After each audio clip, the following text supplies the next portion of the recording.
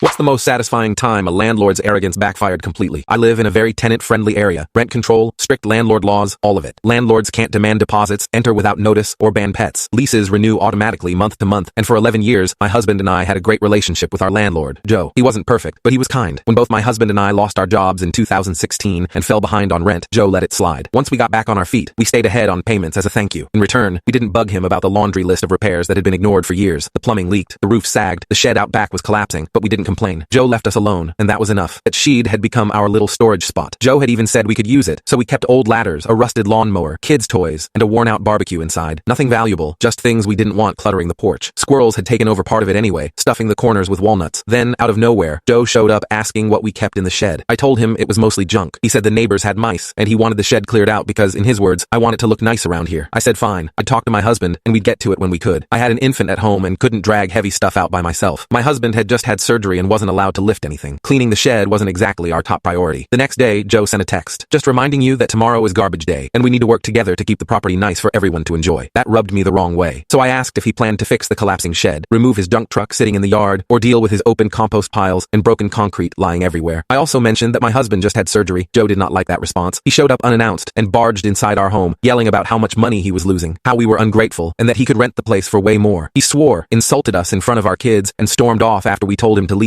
Before going, he said, "Fine, we'll do it all by the book from now on." The next morning, we found an eviction notice in our mailbox. He accused us of having excessive garbage in the shed, said we refused to discuss corrective action, and even brought up how he didn't evict us back in 2016, as if that made this okay. He gave us 7 days to fix everything or face eviction court. That's when my husband got busy. While I cleared out our stuff from the shed, leaving behind only walnuts and squirrel nests, he called the local rental housing enforcement agency and the city bylaw office. Within a week, an inspection team showed up unannounced. The report was brutal for Joe. He was given 90 days to fix the roof, plumbing, and drainage system. The shed had to be demolished and either rebuilt or compensated for with a rent reduction since it counted as an amenity. The inspectors also noted his scrap piles, his broken concrete, and even his truck. Each day he left them, there could cost him fines. Then we learned from the neighbors that the provincial government was already investigating him. Turns out, he had illegally filled in a pond on his property without a permit, removing a fire department water source. That opened up a whole other set of problems for him. A few days later, Joe texted saying he and a plumber would be there within the hour. Normally, I wouldn't mind short notice, but not this time. I told him we required 24 hours written notice. He ignored it and showed up anyway, knocking on the door. When I refused to speak with him, he called the police claiming I was being hostile and that he didn't feel safe. He sat outside for hours waiting. When the police finally called, the officer told me Joe had been advised to stop harassing us and to follow the law. They even asked if I wanted an officer present the next day to keep the peace. Now, if Joe doesn't complete the repairs and comply with the orders, we'll take him to court for a rent reduction and file for a lien so he can't sell the property. We're not angry anymore. We're just doing everything by the book, exactly like he said. After all, he only wanted it to look nice around here.